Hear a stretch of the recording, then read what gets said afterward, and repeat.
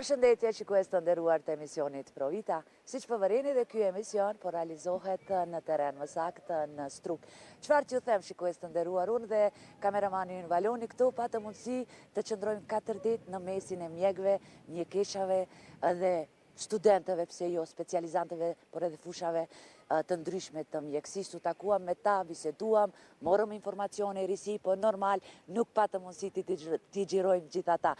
Por me shpresë se do të na mirë kuptojnë, unë njoftoj që të ndiqni emisionin e radhës, ku do të flasim për tema të ndryshme me mjek të ndryshme, po për detajet normal që duhet të qëndroni dhe të na ndiqni. Dhe tani shikues të nderuar, të shohim se çfarë do ju sjellin në vazhdim, por ajo që fillimisht mund t'ju them është se për momentin do ndajmë ca minuta për të biseduar për sesionin e dytë që u mbajt në Struk, organizuar nga takimi profesional mjekësori 30 me radhë i shoqatës së mjekëve shqiptar të Maqedonisë së Veriut. E në këtë sesion, moderatori ishte Dr.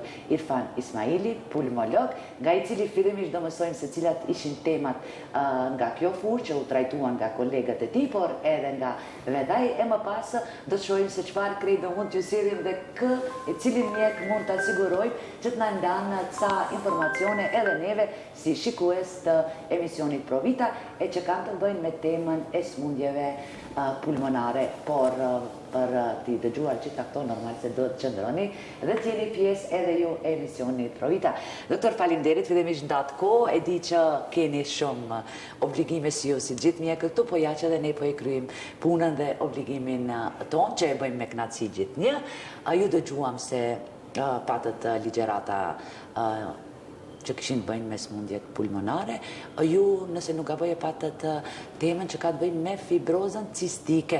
Por detajet, se çfarë krejt dodi në këtë sesion për shikuesit e Provitës, besoj që do na jepni ju. Faleminderit, fillimisht faleminderit edhe juve për ftesën që të jemi pjesë e këtij emisioni, që na ftuat që të bisedojmë shkurt për temat pulmologjike që i kishim në këtë jubilej 30 vjeçar të takimeve profesionale mjekësore të organizuar nga shoqata e mjekëve shqiptar. Sesioni pulmologjik i kishte 4 tema. Tema e parë ishte fibroza pulmonare, të cilën e prezentova unë dhe i tregova studimin që e kemi bërë në klinikën tonë dhe pacienta që i trajtojmë me këtë fibroz. Pastaj tema e dytë ishte nga doktor Zekria Shahini, i cili na tregoi shkurtimisht për SPOK-ën, sëmundjen pulmonare obstruktive kronike dhe përkeqësimet, pasi që jemi edhe në sezonën e vjeshtës dimit, ku edhe përkeqësimet e kësaj sëmundje janë më të shpeshta, na spjegoi detajisht për shkaktarët që i bëjnë përkeqësimet e kësaj sëmundje dhe trajtimin e tyre. Tema e tretë ishte nga doktoresha Rabia Mustafa, e cila tregoi temën e saj apo punimin e saj për astmën e rëndë dhe terapinë e re, e cila gjithashtu jepet në klinikën tonë, terapia biologjike me Reslizumab, i cili është një terapi monoklonale, e cila ka efekte shumë të mira për këta pacientë. Dhe në fund e kishme doktor Rushdi Rexhepi nga Spitali Klinik i Tetovës, i cili ju qas temës alergjive dhe ndikimi i alergjisë, alergjeneve tek të sëmundja e apnesë së gjumit, obstruktive të apnesë së gjumit, e cila është një sëmundje shumë e përhapur në këtë vend, po edhe në botë, dhe bisedoj dhe tregoj edhe për trajtimin e kësaj, pasi që nëse nuk trajtohet me kohë, është edhe shumë me pasoja të rënda në të gjitha sistemet e organizmit, edhe është edhe fatale. Këto tema, doktor, që po i trajtojnë këtu në këtë takim, kryesisht janë tema shkencore dhe të bazuara në fakte ose nga përvoja e secilit specialist nga fusha e vetë. Në këtë kontekst, çfarë do të kishit thënë në aspekt një thirrjeje apo pse të mos themi një mesazh tek mjekët kolegë të juaj, duke filluar nga mjekët më të rinj, por gjithsesi mjekët familjar, se gjithnjë keni thënë ju kolegët e juaj, po edhe unë më veç të njëjtën gjë, diagnostikimi i hershëm dhe fillimi i trajtimit të hershëm, pothuajse gjitha smundjet mund t'i parandalon ose të mban në një gjendje stabile nga ky këndvështrim. Sa është i më rëndësi ky takim edhe këto këshilla që i dëgjojnë edhe mjekët e fushave të tjera, se këtu mund të kemi domethënë edhe mjek, edhe nëse është kirurg, ai duhet prapë di domethënë ca informacione ose këshilla se si është gjendja. Mos të vazhdoj më tepër, se mos po e komplikoj më tepër situatën, edhe në këtë drejtim. Se zakonisht mjek janë ata që i ndjekin kryesisht këto. E qartë, shumë pyetje me vend edhe shumë e rëndësi, edhe këto takime profesionale që organizohen vetë se 30 vjet e kanë edhe atë rëndësinë e vet, pasi që kemi shumë lëmia të ndryshme, kemi edhe mjek am, mjek familjar, dhe është të cilët janë fillimi apo bartësit e një procesit të njohjes së sëmundjes, pastaj diagnostifikimit edhe bashkarisht edhe trajtimit të këto gjitha sëmundjeve, po pasi është fjala për sëmundjet pulmonale të mushkënive. Shumë e rëndësi është njohja e simptomave, fillim nga mjekët am dhe nga mjekët familjar, të njihen simptomat e sëmundjes që në kohë të duhur të dërgohen te specialisti për diagnostifikim më të detajuar dhe trajtim. Shumë e rëndësishme është të njihen simptomat e astmës, simptomat e alergjisë, simptomat e fibrozave apo simptomat e sleep apnea, si thënë apo apnisë së gjumit, pasi që çdo sëmundje ka edhe ato karakteristikat apo atë simptomatologjinë tipike. Pastaj, nga njohja e simptomave apo anamneza, si themi ne në gjuhën mjekësore, kemi edhe statusin klinik apo kontrollin nga mjeku. Njohja e shenjave të trupit për çdo sëmundje. Në auskultim, sidomos te sëmundjet e mushkërive, auskultimi është një metodë theme ndërkryesore. Me ndëgjimin e auskultimeve tipike, ne mund edhe ta kemi atë perceptimin se për çfarë sëmundje bëhet fjalë, që më të tjetë ta dimin në çfarë kahje ta përcjellim dhe ku ta dërgojmë. Domethënë, baza dhe fillimi është te mjekut familjar që ta njoh dhe ta drejton atje ku duhet. Se shpesh herë thonë, erdhen në fazën pak më të vonshme, kur nuk po mundemi shumë t'i ndihmojmë pacientit dhe pastaj vështirësohet jeta. Se mos flasim tani edhe për tema që janë shumë më serioze, të cilat më veç e dini si përfundojnë, sepse jeni apo aty edhe mjek i cili detekton këto probleme më serioze, po tema sot nuk ishte ajo. Ndonjë emision drejt për drejt besoj që do na vini të na jepni edhe këto dhëna si një specialist që punon në klinikën universitare. Se tash gjithnjë më shumë edhe po vinë vonë pacientët. Dhe tani të kthehemi te tema juaj kryesore. Pse mu fibroza pulmonare dhe çfarë është ajo dhe trajtohet apo jo, apo si e komentoni gjithë këtë? Po, tash të him në temën e cilën e prezantuam në këtë simpozion.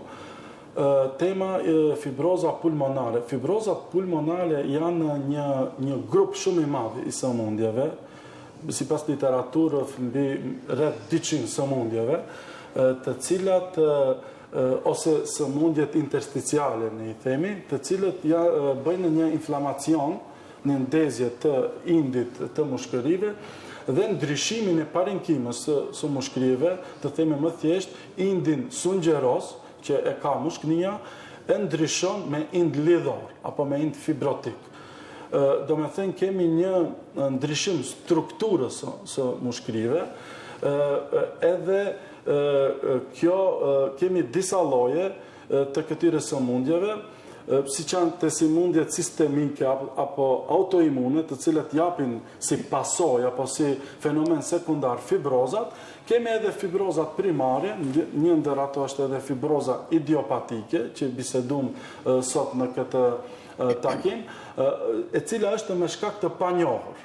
Është me shkak të panjohur, mirë për e cila është shumë e rëndë, është sëmundje e cila progredon, do më thënë keqësohet me kohën, është e pakëthyeshme dhe shpesh edhe fatale, që qonë vdekshmëri.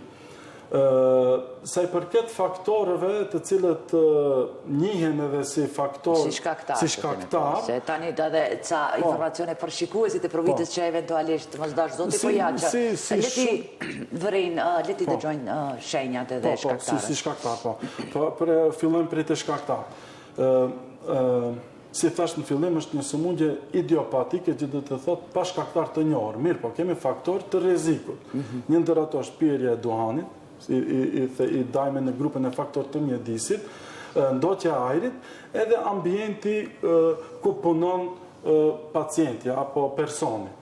Pastaj kemi faktorët tjerë të cilat infektive, zakonisht janë viruse të ndryshme, kemi sëmundjet autoimune, kemi diabetin, edhe një numër shumë i vogël, 5%, kemi faktor genetik, ku kemi edhe një mutacion të një gjeni MUC58, i cili është edhe shkaktari paraqitjes së këto sëmundje. Si mund ta njohim në sëmundjen? Si thash fillimisht, duhet pritë mjeku am. Një mjek am apo familjar i cili ka njohuri për sëmundjet, mundet let ta njoh një sëmundje të këtill. Një janë si thamë shenjat, është ajo dyspneja, si thojmë ne, apo vështërsi në frimarja dhe lodhje, pa etiologji, pa sëmundje tjetër. Vjen pacienti, thot që unë e shumë lodhë, kam vështërsi në frimarje, kam koll të thatë, që është simptomi ditë, mirë po pacienti nuk ka sëmundje të zemrës, nuk ka sëmundje kronike të mëshknive, nuk ka dini sëmundje tjetër, mirë po pacienti thot unë e kam vështërsi në frimarje, kam kollitje të thatë ma gjatë ko. Që shpesh ne e zemë si çështje normale, ma mërmendja, po jo. Mirë po, mjeku familjar, si thashe, duhet t'ja din atë historien e pacientet. Historien, fillim, çfarë diagnoza ka. Mirë po, këtë nuk pas ka tjetër diagnozë. Pjesë e ditë, si thashe, auskultimi. Në auskultim kemi disa shenja tipike, subkrepitacioni, velcro, quhen, të cilët ndëgjon në bazat e mushkërive. Një mjek... I dëgjon me stetoskop? Po, me stetoskop, me auskultim. I ndëgjon ato shenja. Edhe ato janë vetë se ajo pjesa e dytë që mund ta mendon. Mendez alarmin. Po, mendez alarmin që këtu është duke u bë diçka në lidhje me mushkënit, me parenkimin e mushkërive, jo me rrugët e frimarjeve, me bronkët, se nëse kemi problem të rrugët e frimarjeve, si o bronhiti, apo spoke, apo asma, kemi fishkëllime në ndëgjim, kemi tjera parametra që ndëgjojnë në auskultim. Të këto i kene disa tjera ndëgjime që ndëgjojnë një inspirion, kur merë frim personi, kur i ndëgjojnë këto subkrepitacion, atëre mund të ndezë alarmin që është të ndodhë diçka në parenkimin e mushkërit, në vetë mushkënin si organ. Edhe pastaj është pjesa e tretë, që është shumë e rëndësi, është imaging, apo bërja e incizimeve. Zakonisht me rentgen, po. Rentgen, të cilët shifen dëmtime të parenkimit së mushkënisë, edhe pastaj konfirmimi i diagnozës vjen edhe me kompjuter tomografi me rezolucion të lartë, ku shifen ma detajisht gjitha ato ndryshime. Trajtohet apo jo kjo sëmundje, doktor, edhe është e rrezikshme ajo, edhe thatë edhe vetë fakti që keni zgjedhur ndoshta këtë temë shihni si problem pak më i shpeshtë. Se kemi ne edhe fëmijë duket me këtë ajo. Si shkon? Do të thonë, a ka të bëjë na e qaroni, unë thash fibroz cistik e di, edhe pulmonare, ama nuk mund t'i dalloj. Është mirë të na i qaroni këto. Që është fibroz që është të të rriturit, të mosha ma e mbi 50 vjetë, paraqitet edhe pse e zgjedhëm këtë temë se tash në botë kemi terapi antifibrotike speciale, po edhe klinika jonë, vetë se prej vitit 2019, i trajton, si pas rekomandimeve botërore, edhe ne i trajton këta pacient me antifibrotik. Janë në dy lloj barnave. Rregull, pa emra, vetëm generik, se nuk di, nuk di emra, di antifibrotik, të cilët i trajtojnë këto sëmundje. Mirë po, si thash edhe të kjo patogeneza, apo ndryshimet që ndodhin në strukturën e mushkënive, pasi e dim që mushkënia e bardhë nuk regenerohet, do të thonë që janë ndryshime të përjetshme. Çfarë është lloji i antifibrotikëve, barnave, roli? Roli është që ta pengon përkeqësimin apo progresionin, se kjo sëmundje di edhe të përkeqësohet. Si thash, edhe është një sëmundje fatale e cila e ka një prognozë shumë të ulët, deri në 3 vjet është jetesa. Pas diagnostikimit. Ashtu që ajo mbi jetesa 5 vjeçare që e marrim na për shumë smundje i te kalon edhe disa sëmundje maligne. Do të thonë që është një sëmundje shumë serioze. Roli i antifibrotikëve, që për fat të mirë i kemi edhe në klinikën tonë dhe i trajtojnë pacientët, është që ta stopon sëmundjen, mos të ketë përkeqësim, ndihmon të mos bjen kapaciteti vital i pacientit që të mund të funksionon, ashtu që i ndalon edhe përkeqësimet, si egzacerbime, si thejmë ne, se të këto pacient me këto dëmtime të mushknisë, një përkeqësim, një infekcion me bakteri apo me virus mund t'jesë edhe fatal. Edhe statistikat janë se shkak i vdekshmërisë të këto sëmundje janë përkeqësime apo infekcion gjatë sezonit. Ashtu që këto pacient duhet shumë të ruhen, pike parë nga viruset sezonale apo infekcionet, të vaksinohen, pasi që janë kronik të vaksinohen.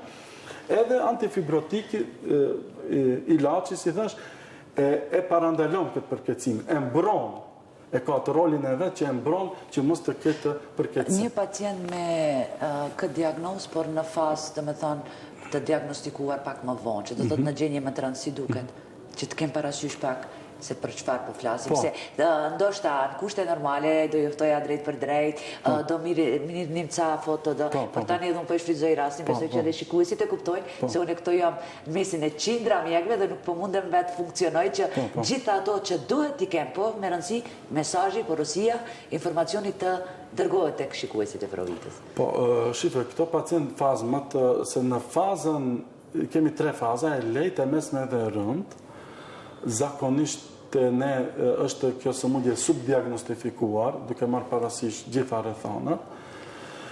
Zakonisht kemi fazën e mesme dhe të rënd. Faza e rënd e pacientave janë në cianotik, do me thonë, janë të maviosur, të gjuhën e popullit. Vetëm në këtë pjesë, apo në thonjë si vje... Po, ka në disa ndryshime në gisht, po, ndryshimet i ajtën majat e gishtave. Kemi, do me thonë, munges të oksigjenit për atë edhe maviosën. Shpesh pacientët janë të lidhur edhe për oksigjen, ato kanë nevojë të marrin oksigjenoterapi, dhe kanë një lodhje, apo nuk mund t'i kryjnë edhe aktivitetet e përditshme, edhe ndoshta edhe ma thjeshtat, edhe ma primare. Pasi që 2-3 hapa edhe kanë atë lodhin. Këto janë ato që janë në faza më të avancuar dhe mund të dallohen shumë më lehtë. Doktor, unë do e shfrytëzoja rastin edhe shumë tema tjera, sidomos kur e dim se jeni pulmolog, po unë besoj se për hir të kolegialitetit, po edhe për hir të vërtetës, që të më thonë, kemi edhe shumë mjek këtu, do mundojmë edhe një pulmolog tjetër, të sigurojmë që na jepin edhe ata ca informacione nga temat për të cilat janë trajtuara dhe gjithnjë duke theksuar që ndoshta ndonjë edhe nëse një shikues ndëgjon ndonjë simptom nga ajo që e thoni ju kolegët e juaj, mund pak t'i bie vetit ose ta ndez alarmin se duhet të shkojmë te pulmolog. Ishte kënaqësi doktor, ju pres edhe drejt për drejt. Faleminderit edhe juve, ishte kënaqësi gjithashtu edhe nga ana ime që të jem pjesë e këtij emision. Jeni normal shikues të nderuar, si gjithnjë ende do të qëndrojmë këtu dhe bashkë me kameramanin ton Valonin, do mundohemi të nxjerrim mjekët nga ligjëratat apo ndoshta ndonjëherë edhe do i ndërprejmë duke pirë kafe, duke biseduar, por ja që gjithnjë edhe unë duhet të kryej obligimin tim, për çka edhe kam marrë, siguroj informacione dhe t'ju prezentoj tema që po diskutojmë këtu, po pse jo, ndoshta edhe t'ju njoftoj edhe me mjek të rinj të cilët ndoshta asun ende si kam takuar dhe nuk i njoh. Pra qëndroni edhe më tej me Provitën. Vazhdojmë më tej, shikues të nderuar, me intervistën e shkurtër kësaj radhe me doktor Rushdi Rexhepin, pulmolog gjithashtu, por në Spitalin Klinik të Tetovës, i cili gjithashtu ishte ligjërues në këtë takim, edhe morëm më mjaft informacione, cilat ndoshta kur do i dëgjoni edhe ju, do mësoni shumë çka rreth lidhshmërisë mes alergjive dhe apnes obstruktive. por normal pak më detajisht dhe se çfarë do të thojnë këto diagnoza, sa mund ndikojnë negativisht nëse nuk i diagnostikojmë dhe trajtojmë me kohë, gjithsesi do në flet vetë pulmologu. Deri vetë një doktor. Përshëndetje. Besoj që e qellova edhe në temën gjatë përshkrimit të shkurt në mënyrë telegrafike. Duket me shumë fjalë ndërlidhur. Në fakt të flasim për sistemin respirator, për frymshkëmbimin, për frymëmarrjen, me thonë për të njëjtin sistem, po këto janë tre sëmundje të ndryshme, me thonë alergjitë, apnea obstruktive e gjumit, edhe astma që ndërlidhen, po janë të treja tangojnë sistemin respirator. Me thënë, në asnjë moment nuk duhet në vlerësuar, duhet të marrë edhe trajtuar, identifikuar dhe trajtuar një nga një, me thënë, si alergjit që janë jashtëzakonisht shumë në numër, në të gjithë grup moshat, pas kësajt, me thënë, vinë astma në mes, edhe e tretat, me thënë, si problematik e cila kërkon një vëmendje të veçantë është apnea obstruktive e gjumit. Çfarë, me thonë, është apnea obstruktive e gjumit? Me thonë, është një term ndoshta i ri, ndoshta me thonë, ne mund mendojmë se nuk na takon neve. Po kjo është një situatë, me thonë, ne krahas ditës që marrim këtë frymëmarrjen, kemi edhe një jetë natën. Me thonë, e kemi edhe natën. Gërhiqja është shenja e parë, gërhiqja është shenja e parë. Në përgjithësi, me thonë, diagnostifikimi i kësaj është më i kulleshëm njerëzit të cilët kanë një antar tjetër. Moshat e reja, vlla, motor, studentët kanë cimerin, njerëzit e rritur, bashkëjetruesin, partnerin e jetës, me thonë gërhiqja gjatë natës, me thonë që referohet nga një njerëz tjetër. Kjo është ajo që quhet apnea e gjumit. Ose në të rastën, në të rallën, ka raste kur situata agravon shumë shpejt, me thënë bëhet më alarmante, është momenti kur gjatë natës del gjumit, me thonë, i mbytur, i gjersuar, me thonë, edhe një situatë shumë e pakëndshme. Kjo është ajo që quhet apnea e gjumit.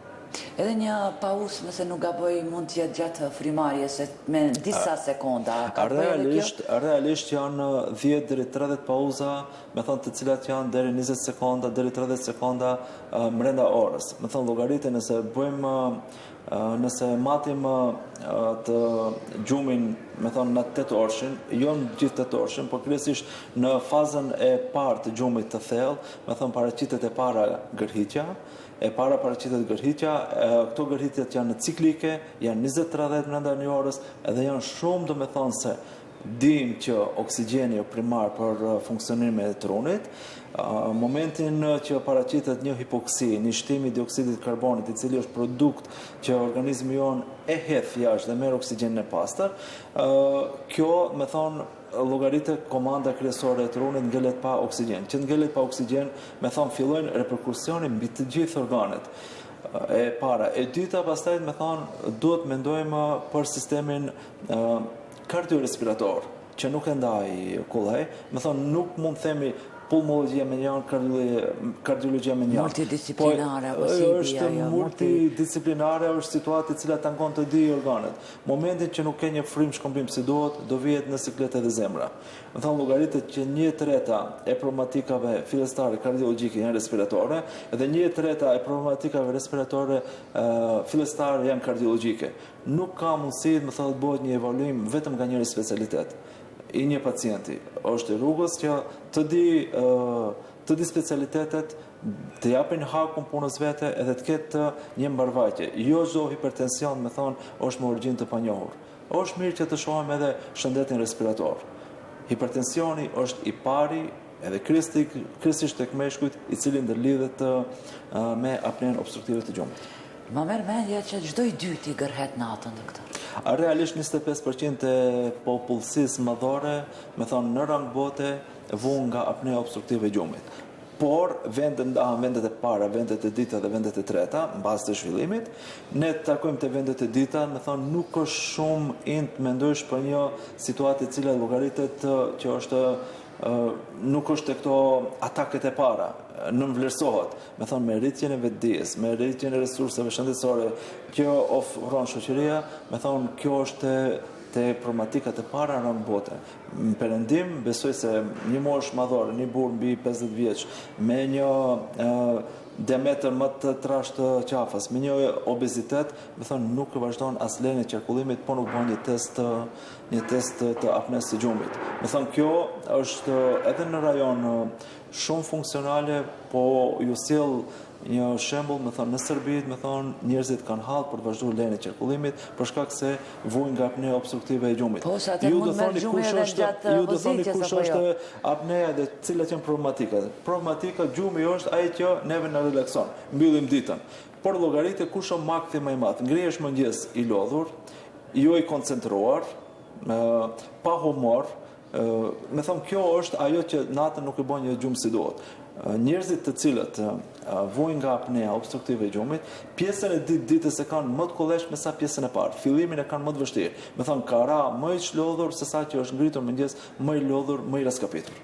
Do të thotë nuk do të anashkalojmë. A ka të gjasa që si pasojë e apnes obstruktive të pasojmë edhe sulm në zemër gjatë natës? In fakt, apo ndoshta nuk ka lidhshmëri? Lidhshmëria është zakonisht e madhe, me thonë në insultet cerebrovaskulare dhe në atakin kardiologjik, për shkak se apnea obstruktive e gjumit sa më e thellë që të jetë, aq më e madhe do jetë distanca në frymshkëmbim, për rezultat do rritet përqendrimi i PCO-shit, me thonë presionit të dioksidit të karbonit në gjak. Dioksidi i karbonit ne e dimë që është një gaz helmues për sistemin ton të funksionimit. Tani lidhshmërinë mes apnes dhe alergjisë. Realisht, me thonë, realisht çdo alergji e fëmijërisë, e ngacmuar, e ndjekur në vazhdim, me thonë ka një lidhje të jashtëzakonshme, me apnenë obstruktive të gjumit. Diku gjysmë e pacientëve alergjik zhvillojnë edhe një apne të gjumit. Gjysmë e pacientëve alergjik, me thonë të një riniti alergjik, me thonë, për shkak se alergjia në vetvete është një lëvizje që organizmi e bën pasi identifikon një shkaktar të huaj, i cili mund të jetë me natyrë biologjike, zbokthi kafshëve, me thonë polenet e bimëve të ndryshme, Pluhuri rëndomt.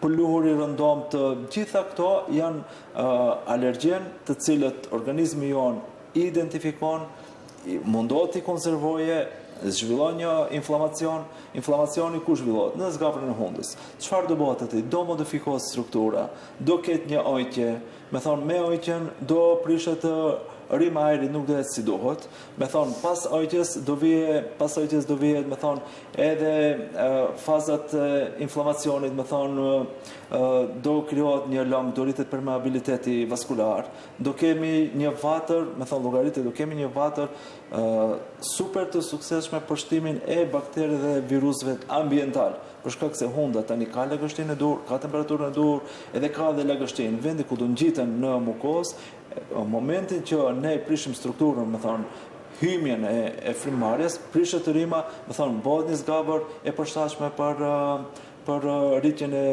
kultivimin, shtimin, deri në zhvillimin e smundjes të viruseve, të bakterieve, po me raste edhe të mikrave, me automatizëm, me thonë, ne stimulojmë diçka, modifikojmë në afat gjatë rrugët e frymëmarrjes. Me tendencën që prishje e kualitetit të jetesës, me thonë, në të ardhmen do lodhet ki individi në afat gjatë, mund të mbi vendoset edhe një obezitet, që me thonë është epidemi, me thonë, në barë botën, po në vendet në zhvillim, me thonë, është epidemi e patrajtuar. Vendet në zhvillim, si që jemi ne, është epidemi e patrajtuar. Për shkak se është luks që të harsh sasi, jo cilësi. Në momentin që harsh sasi, nuk harsh cilësi, fitove obezitetin. Obeziteti është hallka numër 1, krahas faktorit gjenetik për të zhvilluar smundjen apnes së gjumit. Llogaritini tani, ose ta llogarisim që tani jemi, domethënë, në sezonën e vjeshtës, alergjit, viruset, gjithçka kombinohet, nuk dim nga çka lëngojmë, jeni pulmolog, mbase e keni edhe këtë temë, trajtoni edhe apo jo edhe alergjik, a mund vërehet fillimisht ose ju në shikim të parë një person që ndoshta është me probleme të këtilla? Vjeshta në të shkuarën është mendu prit, përfundoj pranverat, me thonë... Edhe përfundoj gjithçka problemi shëndetësor me alergjit, jo? Jo, me thonë. Po them një të vërtet që nuk është e imja, po është universale. Me thonë, gjatë gjithë verës, me thonë, do kë fillu nga pranvera, një numër goxha i madh i mbetjeve të bakterjeve, të poleneve, të cilët nga thatësira e stërgjatur, me që kemi tani edhe ndryshime klimatike, këto janë ngritur shumë nalt, me thonë deri në shtresat e ozonit sipër. Tani me fillimin e të rreshurave, të gjithë to bien poshtë. Me thonë ne kemi një pranverë të ditë në vjesht, për shkak se me që verën e patën të thatë, edhe tani gjithë to që qarkullohen në ajër, tani zbresin poshtë. Që zbresin poshtë janë mesin tonë. Gjatë punëve, gjatë lëvizjeve, ngritën gjithë to edhe njëherë në ajrin të cilën e konsumojmë vazhdimisht. Një pjesë e gjithë poleneve, zboktheve, mbetjeve të pranverës i aktualizojmë edhe njëherë tani në vjesht. Me thonë, nuk është vjeshta që është shpëtimi. Pastaj duhet parë edhe hartën botanike, me thonë, të këtyne gjitha bimëve. Lulëzimi është 365 ditë, polenimi, me thonë 365 ditë. Edhe gjatë gjithë kohës kemi një tip poleni. Me thonë tani po fillon në pisha, me thonë po plenohet. Me thonë vazhdimisht po kemi periudhat të cilat janë më intensive me prezencën e alergjenëve. Po alergjenët nuk i kemi ne vetëm nga bimët, po në pjesë bukur e madhe është nga këto kafshë shtëpiake, është nga myshqet të cilat pjesën më të madhe, me thonë, të standardit të jetuarit tek ne, të jetohet në komunitet të zgjeruar, me kushte jo optimali ka lëgështi në vendbanime, me thonë, kjo është një kultivat i ri i cili fillon aktualizohet. Me thonë, vjeshta nuk është shpëtimi, po vjeshta o fillimi i asaj që u llogarit që mbaroj. Dhe tani, parandalim? Parandalimi është e kjo. Parandalimi është, me thonë, vetëdisim, informim. Vetëdisim edhe informim është A, B, C. Pastaj, me thonë, kur ka një vetëdisim, kur ka një informim, fillohet vetë pacienti merret me vetveten. Fillosh nga njësia 0, në shtëpi, aq sa mundet. Ndahen këto resurset problematike. Mundohet që njerëzit të ndajnë ambientin e gatimit, ambientin e qëndrimit, dhoma e gjumit, e fëmijëve, është shumë e rëndësishme që të ketë sa më tepër aksesorë që mbartin plura, edhe ngacmohes, po tjetë sa më tipike, me thonë, mos jetë shumë ngarkuar, se çdo gjë është bartës i diçkait. Bëhet një ajrim i mundshëm çdo ditë, me thonë, larja sa më e shpeshtë e rrobave të shtratit, momentin që nuk mund të lahet, ti bëhet një hekur, momentin që i bëhet një hekur, me thonë, disa nga ato mbetjet të cilat janë të gjalla, mos harrojmë për këto akarienet të cilat janë botë të gjallë që jetojnë në shtratin tonë, me thonë, nuk ka të bëjë se sa është i ngritur dhe sa s'është, po lëkura jonë 75% përfundon në vendin e fjetjes. Edhe aty, me thonë, është një rezervat shumë i madh i akarieneve. Ideja që këto akarienet, me thonë, janë shumë ngacmues, shumë alergjik, minimumi rrobave të shtratit të bëhet një hekur nëse s'mund të lahen shumë shpesh. Me thonë, gjithsesi shumë rëndësishme është sjellja në komunitet. Të ruhet e tjetri. Nëse ti ke një inflamim, një viroz, një diçka, mos e tako tjetrin, se nuk e di çfarë halli ka. Ose s'paku bëhet distancën tregoj, apo jo? Nuk e di çfarë halli ka, çfarë fshihet pas atij tjetrit. Se çdo njeri është një botë më vete. Me thonë, ndoshta me një viroz thjesht atij tjetrit i bësh një fillim të një smundje që gjithë jetën do e tangoj. Me thonë, bëhemi pak më human se sa që mundet. Doktor, besoj që do ju vizitojmë edhe në Spitalin Klinik të Tetovës. Besoj se do ju kemi edhe juve si zakonisht që po ju them edhe kolegëve tjerë, sepse mikrofoni i Provites, studio e Provites ka qenë dhe do jetë çdo herë e hapur, por keni parasysh se ndoshta ndonjëherë nuk mund të më kujtohet se kush për çka mund të flet. Ishte kënaqësi që ndatë ca minuta për të realizuar këtë emision. Ne do ju presim në Spitalin Klinik të Tetovës, me thonë tani po bëhet një vit e ca që kemi zgjeruar me aktivitetet tona pas një angazhimi jashtëzakonisht gjatë me gjitha strukturat e spitalit. Në kohë të ndryshme shumë njerëz kanë drejtuar, shumë njerëz kanë kontribuar. Ne kemi filluar edhe me metodën intervente me bronkoskopin në Tetov, kjo është një novitet. Është ndoshta qendra e parë jashtë klinikës e cila e zbaton po të njëjtën në nivel republike, se deri tani vetëm klinika janë bërë këto ekzaminime. Tani ne morëm një hap që me thonë funksionojmë me rezultate të mira. Në fatkeqësisht rezultatet mira tona janë që ka smundshmëri. Po udhtimi i këtij njerëzve deri në klinika ku fluksi është më i madh, është një kosto sa shpirtërore dhe financiare. Ne mundona, më thonë, që të jemi aktual, madje që është modë në mjekësi të ofrojmë pacientëve tonë. Doktor, çka t'ju them përpos faleminderit, edhe më thënë. Faleminderit për mundësi. Ne kishmi pulmologun nga Shkupi, juve nga Tetova, tani do e kemi nga ana e Kumanovës, por megjithatë duket edhe kolegu juaj është ligjërues, por vjen nga klinika universitare. Të shohim, a do mundemi ta gjejmë edhe atë. Për ju shikues të nderuar, do thoja që ndroni me ne që të shohim edhe çfarë informacione tjera do marrim për të realizuar këtë emision dhe për t'ju kushtuar temave që kanë të bëjnë me smundjet pulmonare. Pra, që ndroni me ne. Pjesë e këtij emisioni, shikues të nderuar, është edhe pulmologja Rabie Mustafa, me cilën në mënyrë telegrafike do mësojmë edhe për tema për cilën jo vetëm që e trajtoj në takimin profesional të mjekëve ose të shoqatës së mjekëve shqiptar në vendin tonë, por gjithsesi pati edhe ca këshilla qoftë në adresë të kolegëve të saj, por edhe në adresë të qytetarëve të rëndom, të cilët do e marrin domethënë informacione përmes emisionit Provita, e që ka të bëjë me smundjet pulmonare dhe temën që e trajtoj ajo, por normal ajo do na informon pak më detajisht. Se unë nuk po mund të mri doktoresh në çdo ligjërat, edhe t'ju takoj edhe t'ju siguroj domethënë ça minuta për të realizuar këtë emision, se dash zoti ushtofshin krejt mjekët e mjekët, mjaft shumë jeni në numër. E unë këtu e vetëm s'po mund të bri tek secili, kështu që faleminderit që edhe ju ndat kohë për të qenë pjesë e këtij emisioni Provita. Faleminderit edhe juve për ftesën. Përsa i përket të temës të cilët e trajtuam sot në takimet profesionale mjekësore, ishte një temë cila është mjaft aktuale dhe është një sfidë për vitet e ardhshme si në nivel rajonal dhe në nivel botëror, domethënë ndikimi i terapisë biologjike tek pacientët me astëm të rëndë.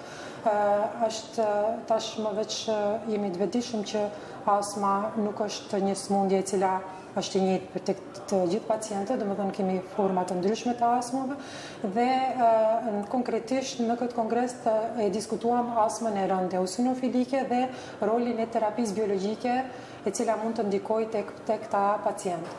Domethënë kemi bërë një elaborim shumë të mirë, domethënë edhe të suksesit me këtë terapi. Për fat keq numri i pacientëve të cilët janë të përfshirë në trajtim me këtë lloj terapie është shumë i vogël, për shkak se terapia në fjalë është e shtrenjtë dhe nuk mund të sigurohet aq lehtë. Megjithatë është një fillim i cili mendoj se në të ardhmen do të ketë shumë më tepër, do të ketë domethënë hof që me një farë mënyrë të ndikojë në zhvillimin e terapisë personalizuar të pacientët me astmë. Mund të themi se ka shpresë për personat me astmë? Ka shpresë sidomos për këta paciente, domethënë janë një kategori e pacientëve me astmë të cilat nuk kontrollohen edhe për skaj dhënies së terapisë maksimale. Për këta pacienta atëherë ka shpresë sepse mjekimi është goxha i suksesshëm dhe ka benefite shumë të mëdha dhe përmirëson cilësinë e jetës të këta pacientë. Një porosi në adresë qoftë kolegëve të juaj, qoftë sepse kur kemi probleme me astmë ne duhet kontrollohemi domethënë edhe nga kardiolog, edhe ndoshta nga neurolog, se po qarkudimi apo jo i gjakut, oksigjenit në tru e kështu me radhë. Tani mos të hiune, po thjesht po duhet t'ju pyes cili është mesazhi ju edhe në adresë të mjekëve të cilët ju dëgjuan. Mesazhi kishte qenë më tepër në adresë të mjekëve primar dhe terciar, të cilat ato duhet të punojnë më tepër në këtë aspekt, që të bëjnë me një farë mënyre selektimin e këtyre pacienteve, që pastaj ne ta kemi më lehtë për t'i vendosur këta, për t'i bërë si potencial për t'i vendosur në këtë terapi. Se jo çdo pacient mund t'i nënshtrohet kësaj terapie. Më thënë, në fillim duhet të ketë një lloj seleksionimi, më thënë, si pikë e parë nga ana e mjekut primar, qoftë edhe terciar, sekundar pastaj që të vijë në klinikën tonë. Kjo është, domethënë, në fazë e re e mjekimit të kësaj sëmundje, domethënë fazë tamam edhe mund të them që është edhe sfidë njëkohësisht, po edhe një farë lloj benefiti që mund të ketë sukses në trajtimin e gjithë pacientëve me astmë. Doktoresh, do të ndërhyj tani në këtë kontekst, nuk kemi terapi të mjaftueshme, apo ndoshta kemi të bëjmë me fazën e sëmundjes. Që ta sqarojmë kësaj radhe shkurtimisht këtë dilemë, se besoj që do ju marr në emision të drejtë për drejtë. Për fat keq ne nuk ka terapi të mjaftueshme, sepse terapia në fjalë është shumë e shtrejtë dhe nuk mund të sigurohet aq lehtë. Se kostoja parapërsisht e një terapie për sëmundjen për astmën e rëndë eozinofilike është diku mbi 1.000 euro në mujor, domethënë, edhe është goxha e vështirë për të pasur, domethënë. Atë shpresoj që institucionet kompetente, personat kompetent do të mundohen që spaku, nëse më veç është trajtim që shkon edhe në klinikë universitare, do të besoj që do i sigurojnë për gjithë ata që ka nevojë. Jemi, domethënë, veç është në fazë përparentare, përpara kemi pas pacientë me numër më të pakët, veç ka fillu të rritet numri, por kjo prapë varet që mos ngelin pacientët, domethënë ata që kanë probleme ka dhe pacientë në listë të pritjes për terapinë. Në këtë temë besoj që do trajtojmë ose do flasim në një nga emisionet e ardhshme më gjerësisht, po pse jo edhe me institucionet kompetente ose përfaqësuesit e ministrisë, ministrin, drejtorin e fondit e kështu me radhë, por let ngetet. Me rëndësi është që ta dinë shikuesit që është bërë një hap dhe shpresoj që do edhe ju si pulmolog do e keni terapinë për çdo pacient që ka nevojë, edhe ata që ka nevojë ta marrin. Faleminderit doktoresh, ishte kënaqësi. Faleminderit nga ana juaj, ishte kënaqësi që të jam pjesë këtij emisioni. Shikues të nderuar, duke marrë parasysh faktin se tani shpesh herë po diagnostikohen shumë pacientë edhe me probleme të tipit diagnozës që shkurtimisht thirret SPOK, ne vendosëm që ca minuta të ndajmë në këtë emision edhe ti japim këto informacione bashkë me doktor Shainin, Zekria Shainin, pulmolog nga Kumanova, por në klinikën universitare të sëmundjeve pulmonare këtu në Shkup. Pra, ne era të e dëgjuam, por edhe takuam në Strugët, kur shoqata mjekëve po realizon dhe realizoi më saktë ditë më parë takimin e 30 jubilar me radhë. Pra, shohim doktor Shaini, çfarë ishte ajo që datë me kolegët e juaj e përmes emisionit Provita do ju dëgjojnë edhe shikuesit, po edhe ata mjekë që ndoshta nuk kanë qenë prezent. Spori përshëndetje për juve dhe për gjithë shikuesit e emisionit tuaj. Një faleminderim i veçantë për ti që gjithë herë ke qenë zëri in, që ke transmetuar ato që ne nuk kemi mundur të transmetojmë me rrugë tjera. Ju keni qenë ajo që e keni thënë porositjet tona dhe i keni përcjell deri te shikuesit që me të vërtetë na ka qenë një ndihmë shumë e madhe që është përcjell domethënë për pacientët se si të veprojnë me terapinë dhe si të diagnostikojnë sëmundjen sa më herët. Ishte kënaqësi e jonja që në këtë takim jubilar të 30 vjetorin e shoqatës mjekëve shqiptar në Maqedoni, që dua t'i falenderoj edhe nga mikrofoni i televizionit tuaj, udhëheqësit dhe kryetarin profesorin Nevzat Elezi. Në alla mundësia që ne si pulmolog, domethënë shqiptar në Republikën e Maqedonisë, të udhëhequr nga profesori Ismaili. Kemi një sesion. Një sesion pulmologjik të udhëhequr nga profesori Irfan Ismaili, unë dhe kolegat e tjerë të pulmologjisë, që patëm nderin që të ndajmë disa përvoja dhe në disa shkëmbim disa mendime lidhje me sëmundjet pulmologjike. Unë po atë rastin që së bashku me kolegët të flas për SPOK-un, siç e tha, dhe jo sëmundjen pulmonare obstruktive kronike, një sëmundje e cila është në thojza problematike, duke filluar nga mjekët familjar, ata sekundar dhe deri te ne mjekët terciar që jemi në qendra klinike dhe që po hasim shumë në vështirësi në mjekimin e këtyre pacientëve. Më thonë, pacientët me smundje pulmonare obstruktive kronike janë një numër shumë i madh që fatkeqësisht vinë në stadiume shumë të avancuara.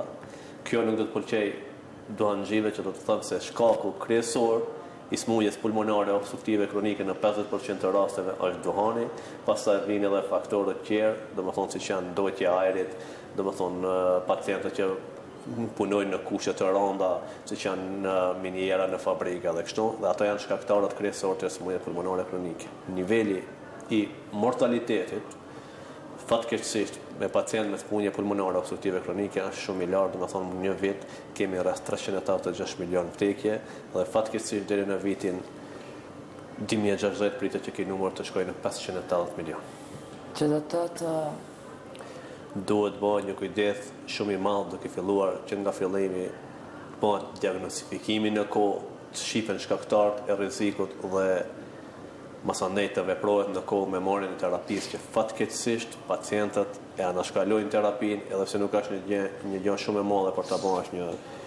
Rregull, doktor, ndonjë shenjë karakteristike që mund ta dallojmë ndoshta edhe ne si laik, si qytetar të rëndom, si pacient të rëndom, pa shkuar te mjeku, se ndoshta mjeku kur shkojmë te mjeku familjar, mjeku na dërgon apo jo mbas simptomave edhe.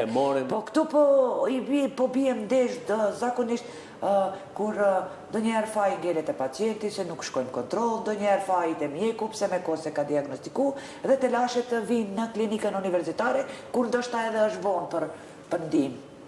Po, nëse e mori si definicion, domethënë SPOK është vështirësi në frymore, domethënë smundje pulmonare obstruktive kronike që karakterizohet me vështirësi në frymore, domethënë nxjerrja dhe fuqja e ajrit në organizmin e njeriu bëhet me vështirësi shkak i ngushtimit të rrugëve të frymores, të cilat janë shenjat, domethënë. Shenjat më të shpeshta janë dispne, domethënë pacienti ankohen se nuk mund të marrë frymë mirë, nuk mund të mbushë me frymë mirë, nuk e nxjerr frymën mirë, pasandaj është kolla e shpesh, që domethënë janë nxjerr gjumin edhe natën pacientit, po edhe gjatë ditës domethënë kemi kollë dhe nxjerrja e sekretit. Kjo është vetëm një shenjë më që smundja është vetëm me një stad të avancuar.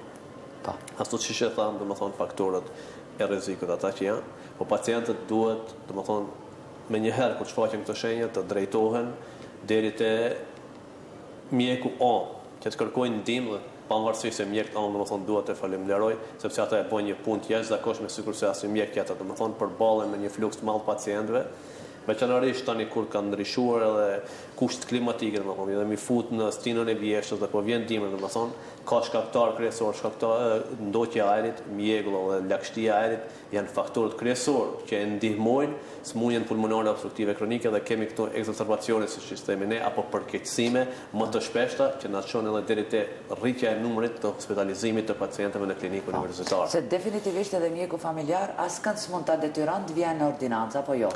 Kështu që një mesazh edhe në adresë të shikuesve. Duke u nisur nga ajo që mos ta pim duhanin apo jo, ose mos ta pim duhanin apo si.